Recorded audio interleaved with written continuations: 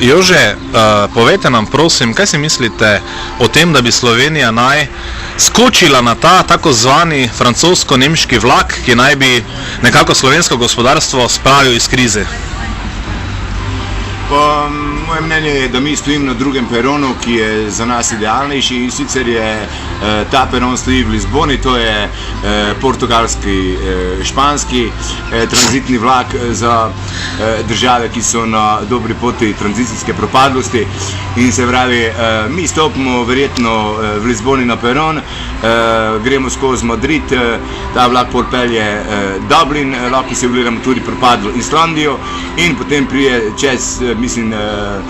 čez evropska pot, ki traja par tisoč kilometrov, ob razgledanju Balkana. Mislim, da se še lahko ustavimo, končna postaja je pa Atene.